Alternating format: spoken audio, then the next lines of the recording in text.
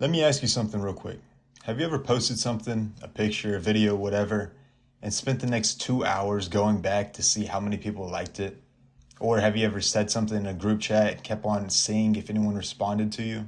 Or maybe you've walked into a room and instantly think, what do these people think of me?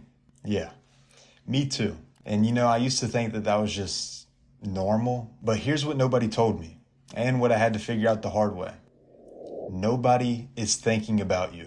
And before you take that the wrong way, stick with me a second, because that's not a bad thing.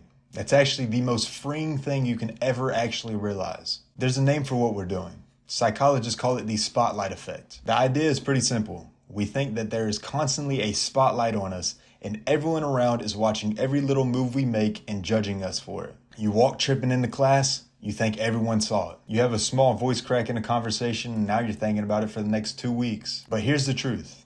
No one saw you trip going into class, and if they did, they really don't care. And that voice crack that you're so concerned about, they didn't even notice. Because while you're worried about what they think of you, they're worried about what you think of them. Every single person is the main character in their own movie. And in their movie, you're just a background character. And that doesn't mean that you're not important. It just means that they're focused on themselves. They aren't looking at you. There's actually research on this. People from Cornell, they sent people into a room of strangers with an embarrassing t-shirt on and then asked them how many people they thought actually noticed it. The participants said that they thought 50% of the people noticed their embarrassing t-shirt, but the actual number was 25%. And out of that 25%, most of those people didn't even really remember it. We are consistently overestimating the amount of attention that we get.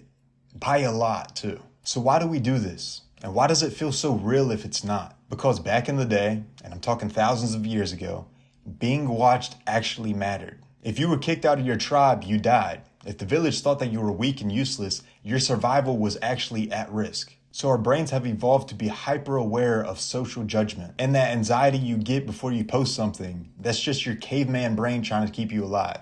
It's basically saying, hey, make sure you don't post something stupid that would alienate you from society. The problem is that instinct hasn't updated for 2026. You're not going to die if somebody doesn't like your photo. You're not going to get exiled because you said something awkward in a conversation. But your nervous system doesn't know that. It's treating every comment section like it's a tribal council deciding if you get to eat this winter. And social media has made this 1,000 times worse because now we have quantified social approval. You can literally watch the number go up or not. You can see exactly how many people saw your story and exactly how many chose not to respond. And that will mess with your mind a lot. The feedback loop used to be played out slowly over days and weeks in real social environments, but now it happens in real time, in your pocket constantly. So basically, we've taken a survival instinct meant for small villages and plugged it into an infinite audience. That's just a recipe for anxiety. I found this out in the most direct way. I deleted my social medias. And when I say delete, I don't mean just logged out for a day or two. I mean, I disappeared. I went ghost. I didn't tell anyone. And I was low-key bracing for it, right? Like I expected after a few weeks, maybe a month at most, somebody would notice. Somebody would try and reach out. But nobody said anything. Nobody noticed that I was gone. Not one person.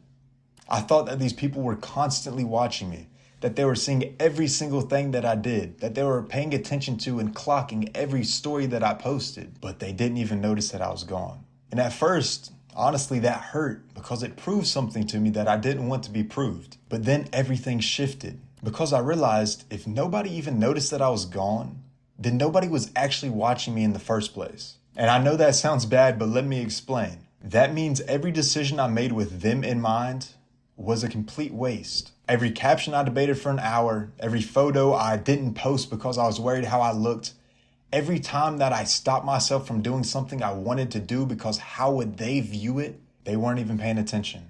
It was a complete waste of time. That realization changed everything. Because if nobody's watching anyway, the only person I have to perform for is myself. Here's what living in fear of other people's judgment actually costs you.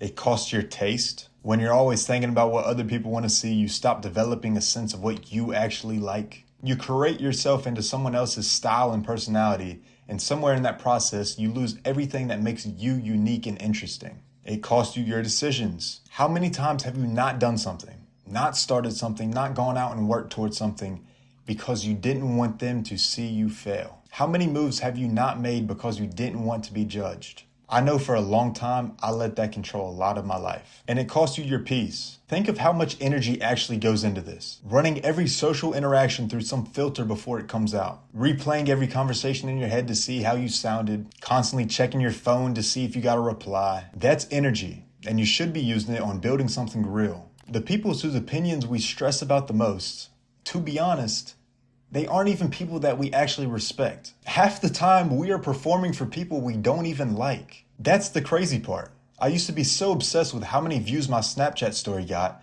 but 90% of those people I didn't even know. And the 10% that I did know, I didn't even like them. Marcus Aurelius wrote, and this guy was literally the most powerful person in the world when he said this. He said, "It never ceases to amaze me how we love ourselves more than other people, but care more about their opinions of us than our own." That was over 2,000 years ago.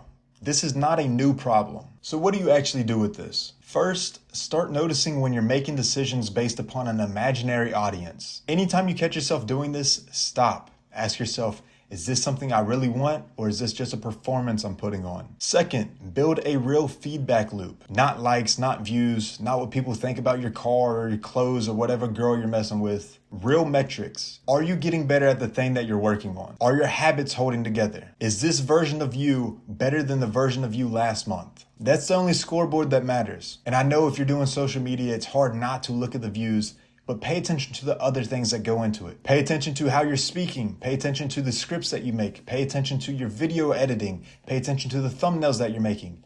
Look at the other tangible things that you can actually control. Third, let yourself be seen doing real things. This is the counterintuitive part, because the antidote of the fear of being watched is not hiding. It is being so genuinely yourself that the judgment stops being relevant. When you're actually building something, like in the process of it, you don't have the time to care what other people are thinking about you because you're so focused on working. Look, nobody is thinking about you. Nobody is watching you as closely as you think. Nobody is going to notice if you try to do something and it doesn't work out. But here's the flip side to that. Nobody is coming to save you either. The freedom and the responsibility come in the same package. You are way more invisible than you think. Use that. Stop performing and acting like someone that you're not. Stop trying to prevent yourself from doing things that you actually want to do. Go build something real. And when you finally do make it, that's when people may start to notice. But in truth, they probably still won't even care about you.